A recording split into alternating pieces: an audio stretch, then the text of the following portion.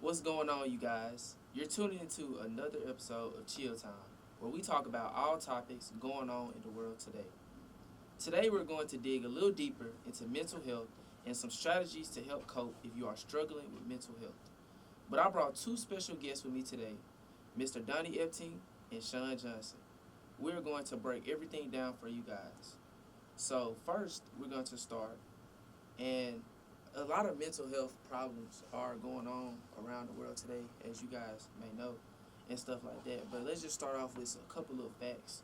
In the United States, 1 in 5 adults experience a mental health condition every year, and 1 in 20 experience a serious mental illness.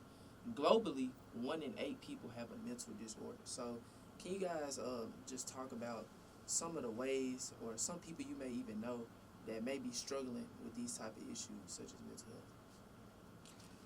Well, I'll say this as far as for men. Mm-hmm. I think one of the biggest, I'm not going to say problems, we'll use the word stigma Mm-hmm. with men is that we, for whatever reason, don't seek help. Right. And it seems like we think of it as a sign of weakness Mm-hmm. if we say, hey, something's not right. Right. Something's the matter, something's wrong. I may need to go and talk to someone. And it's because men over time, men are taught to be the leaders of the household, and they go out to work and they bring back, the funds for the family, and they're the breadwinners and all those different things that have just gone on and been said over time. I mean, and I look, 2024 is much different. It is. I'm for, hey, whoever is able to be the breadwinner, Right. make the money or whatever, hey, that doesn't matter to me as long as bills getting paid, right? Right. But I just think for men, just over those generations. I mean, I think about men like my dad, God rest his soul, of course, but he would probably hear some of this stuff and be like, oh, ain't nothing wrong with you, Yeah. blah blah blah. And that's the generation they grew up in, and I'm not saying that's right because I don't feel like that's right. When things are wrong, we have to be comfortable to stand up and say, there's something not right with me right now. And when until it comes to that, I think it's gonna be a bit of a struggle for men as far as seeking assistance with their mental health. Right. And I feel like, not to interrupt you or anything, No, but I just feel like a lot of it has to do with childhood trauma as Yes. well. Like a lot of, everybody didn't grow up in the same environment that you may have grew up in, or you may be used to this. And Right. some kids actually out there that actually go through a lot of stuff back home, and then they come here, and it's like it gets worse and worse, and it's like a lot of build up feelings that's already been built inside. Right. And so when they come here, all of it kind of releases because all the stress and all the pressure, there's so much peer pressure and stuff outside in the world and stuff like that. And so it causes a lot of times for us to just bust. And sometimes that causes, I feel like, for a lot of explosions. It calls for a lot of just mental breakdowns, just a lot of different stuff in general. Sean, you got anything you wanted to say about that? I say one. The most important thing Mhm. is the drugs. Right. They get hooked on these drugs and they don't know how to cope with their pain. Yeah. So they'll get addicted to it. It Start is leading them down. definitely a It's- coping mechanism. I like how you put that, man. And we in college too as well, so that kind of goes back to, I feel like, the peer pressure part. Like you can easily get peer pressure to do drugs, and you feel like back at home things aren't working out, so you like, let me just find a substitution, and so you end up doing drugs, and cause you to start acting and getting outside of your own character. And so let's talk about some of the causes of mental health too. So mental health conditions can be caused by a combination of biological, psychological, and social factors. So I feel like when it's talking about the psychological, it got a lot to do with the brain and stuff like that, because we don't know what other people are thinking, so we cannot just assume and we just treat people, I feel like, a mean or a bad way, Right. because it's something how we feel. But we have to take in consideration of other people too, because they actually may be going through stuff and we just may not know about it. Y'all know something it's supposed to be common, but it's not. And I think it's one of the simplest things to do in the world. When you see somebody, say hello, how are you today? Right. Just Feel speak free. to them.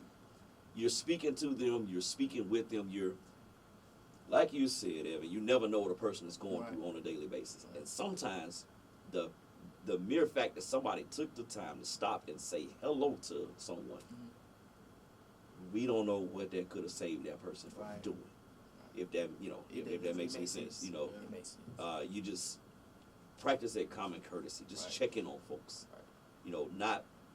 Not letting people feel like that they're alone in this world. Mhm. And I think that's where a lot of the problems come in too, because we get into this lull of nobody cares for me. I don't have this friend or this amount of friends, So much or they going around. Right. yeah, when people feel like they're alone, they're trapped in those thoughts, and it's like a balloon. All the pressure's Pressure. inside. Yes, sir. You either bust that balloon or you let some of the air out, and you Exactly. just let some of that pressure release. But when Exactly. that person is feeling like they're in those thoughts, they're alone, they have nowhere to turn. You're just repeating that cycle of being Over in and that over. doom and gloom. Right. And that's one thing I would tell folks, to make sure that either I'm gonna tell you one of my things that I do when I'm starting to feel a little down.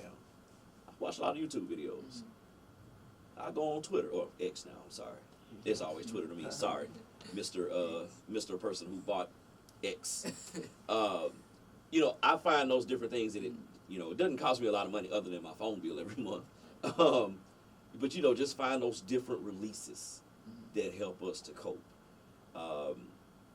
Call a loved one, call a relative, like a cousin, somebody who you may not speak with a lot or speak with all the time, but it's that person hey, every time I see you, every time I talk to you, it's just like we never left each other. Or that old friend that you may have had, for you guys back in high school, that y'all might be in two different areas now, and you find that person. You know what? I was thinking about some of the stuff that we did in school. Sometimes you just have to lean on those memories to help get you through. Exactly. So let's kind of shift the viewpoint here. Let's talk about a little bit some more positive things. So good mental health helps people cope with life's challenges, builds relationship, and you get to learn about other people and stuff. And I feel like when it comes down to things like that, a lot of men now do not believe in therapy. They don't believe in healing and actually taking care of themselves. Like, a lot of things actually happen and go on that people actually deal with, and so a lot of people think therapy is for men. I know for sure a lot of men think that therapy is more so just not help. It doesn't help. I can deal with it myself, and it's that self manipulation to the brain. I feel like it kind of causes a lot of things to go downhill very fast. So if you guys won't mind, Sean, can you give me a little bit more detail about what you feel like good mental health can do for a man? Well, I could say it could bring the inner child back in them, their inner peace, their self-love back. Because whatever's bringing them down is bringing them down today. Right. So whatever they need to do for good, it'll come back. Exactly. What you feel like? Yeah, I mean, I think we both hit on this. For men, it's an oxymoron to seek help. Men, go get some help. Really? It's okay. For real? It is okay. I promise it's okay. I will say I speak to a mental health advisor, because you put 2 feet down and you're not moving either one. You're stuck. Why be stuck in the same place? We need to do anything that we can to keep moving forward. Right. And for men, it's not that difficult, y'all. It's not that difficult. I like to say it's okay to say I'm not okay. Right. It is. It really is. Very. That's where it starts. It starts with self, right? Confessing, yeah. Starts with self. So until men as a whole, the gender as a whole, we have to learn how to embrace. I'm not all right. We have to learn how to embrace. There are resources and there are people that can help me. And we have to learn how to embrace and say, all right, what's next? How can I get out of this, and how can I move forward? Right. And speaking back on what you were saying, I feel like a lot of men too are really scared to really open up and express how they really feel, because I feel like a lot of men feel like that's soft and that's it makes you less dominant.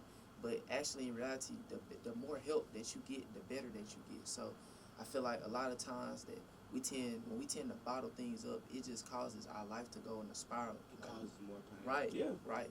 It's like 1 minute you do good, next minute something bad happens, and it's like a repeated cycle, and it just keeps going. That is so true. I mean, you're somewhere and there's something that can happen and it kind of sets someone off because they got all this pent up aggression, Right. frustration, and it's all about dealing with things as they come. Right. I know for a lot of folks, it's, well, you know what, I felt a certain way. I'm not gonna say anything about what I feel or how I feel or to this person who, maybe contributed to how we feel. Because I don't like to say someone else made me feel a certain way. Yeah. Because we are in charge of how we feel. Right. We wake up in the morning, it's not, well, I knew such and such was gonna make it a bad day for me. No, that's up to us to determine It is.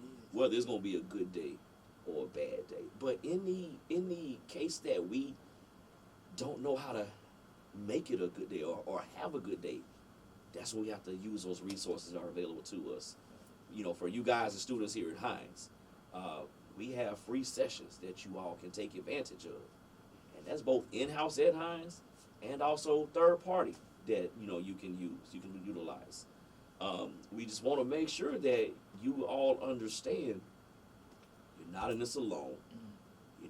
Going from high school to college, or for our non-traditional students, looking to come back and continue their education. It's hard. It's a different kind of step, and it's hard. But there are people and there are things in place to help you all deal with everything that's going on, just aside from the classroom setting. But, it is up to us to seek those resources. It is. And so speaking of mental health and things in that nature, I kind of want to take a quick look, because mental health can cause a lot of problems, including suicide. So it says suicide is the leading cause of death in the United States and the second leading cause of death for people ages 10 to 24. So I feel like right there that kind of tells us off the rip that a lot of the mental health problems always start when we were younger. So it's like that tension that's always been there. It's like the bigger it gets, the worse it gets too. So it's like the more time that you get to think and the more time you really get there by yourself and you're alone, those are the times where a lot of things start to go bad. So what are some ways that we can actually help someone who's actually really struggling with mental health? Get them the help that they need. Talk to them, take their minds out things. Do whatever they like. Right. I definitely agree. Kind of get on the level where they are as finding out, as far as finding out some of the things that they may be interested in, some of the things that, bring them joy. Right. Some of the things that make them smile. It's, like I said, it's very, very simple just to ask someone or to speak to them and just say, hello, how are you today?